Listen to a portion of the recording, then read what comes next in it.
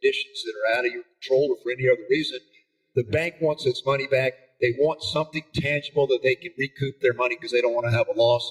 And so you've got character, capacity, collateral, cash flow was part of that. That might be part of the capacity question. And what are conditions? Condition of whatever business you're in. What is the economic environment of that entity or that industry? And it varies, changes year to year.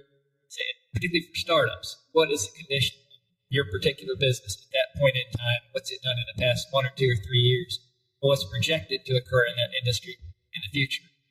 The chambers of commerce or the small business development centers are everywhere, and they have computer software and counselors that can help you research the industry standards. They can go in and see what the standard percentage of a certain cost is in a certain geographical area. So seek some professional help, but if you don't have much funds, small business development centers are always there in the larger cities in the country, and they will help you with your financial modeling, business plan, and researching the statistics that you need to analyze your data. We had a client, you and I, and one of the questions that was asked me in prison the other night was, well, if one bank turns you down, does that mean you're not going to be able to get a loan? And so all I can say is wait. We won't talk about the name of the company or anything else, but I brought him to you, and I just want to give a quick background here. This was a government contractor, and he had these series of contracts to do maintenance work on ships. And he had this one contract that was going to be for like $500,000 upon completion. And for whatever reason, we actually had 3 contracts. Each was for about $500,000.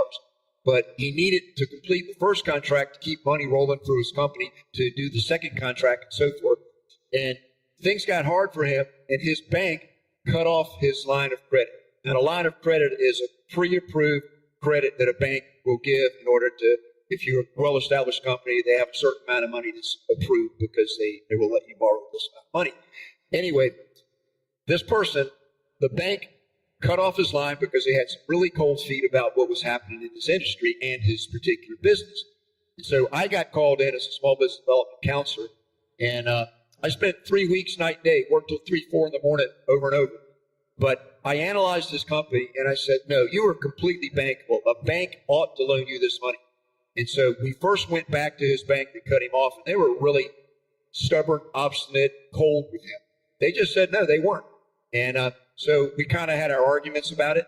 But then I said, let me introduce you to Don Price. And I took him to you. And I remember what happened there was we showed you what could happen if he had the money infused to be able to complete that first contract. And what you ended up doing was you liked the modeling that I did for him.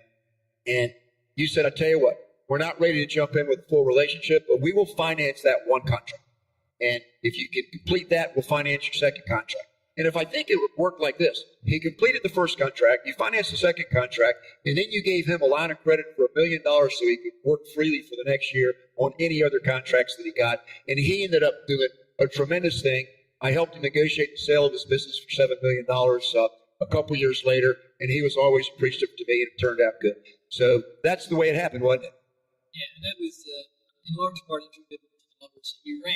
And the difference there, too, was this gentleman, Wayne, had good character, very strong character, and he was in an industry that actually was performing very well. He just was lacking a little bit of capital.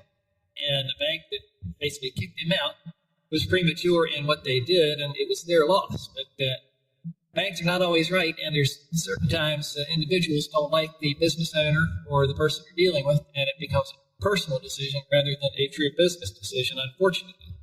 So to Steve's point, there's a lot of ways to lend money, and certain banks view it different from the other banks. But in this case, it was primarily due to Steve's running the numbers and our knowledge and research into that industry to determine that we were comfortable with the deal. It started out small, and it ended up benefiting all parties. The bank made good money.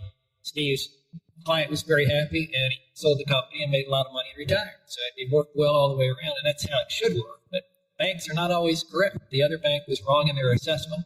And fortunately, we were the beneficiary.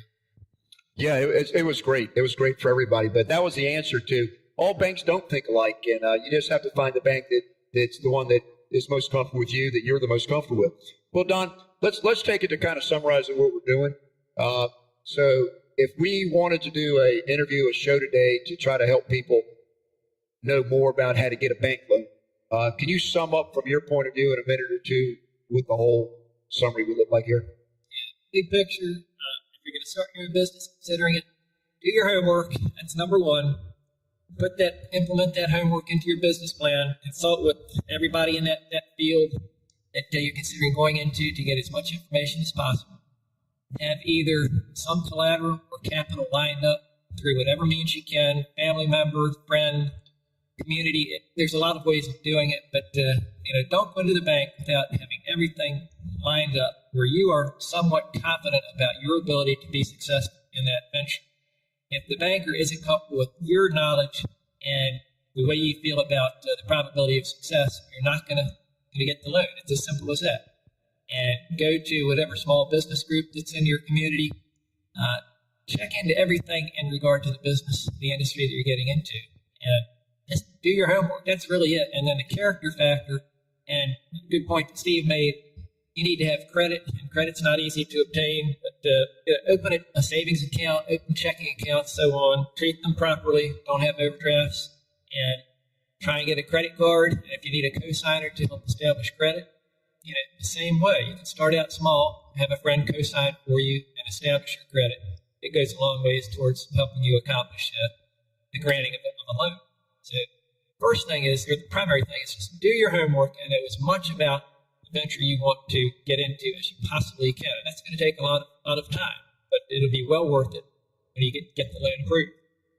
That's a great summary, Don. So what I'm going to do now, just to close off the show, is say a couple of things, and then we'll end it. First of all, is I think the single most important thing is your integrity. You have to be the kind of person that will do what you say you're going to do, and you can't pull the wool over somebody's eyes. You can't just try to feel like you're going to sell somebody on something. And I love the show Have Gun Will Travel with Paladin from the late 50s and 60s, and I quoted. I actually said 7 of the guys in my class the other night at Northeast, they remembered Paladin. And I said, well, Paladin would have said this. If it seems too good to be true, then it probably isn't true. And so the bottom line is that, be realistic and exercise integrity and get your life straight at home. Make sure you know your personal budget, know what your needs are, because you won't want to get in business and have the personal situation pull you backwards. And so with that said, Don, I just want to thank you for sharing your time this morning with us to be able to help educate people on how to do things with loans. But what I want to say is this. Please, anybody that has additional questions, rightthink.org. We're here for you, and we'd be glad to help you through your idea and steer you in the right direction. So, Don, thanks for being with us today. Thank you, Steve. I appreciate it. You're welcome. God bless everybody. We'll see you next week. Thanks for listening to Right Thinking with Steve Copeland. I look forward to being with you again next week. And remember, don't quit, plan ahead, it will get better. God bless you and have a great week.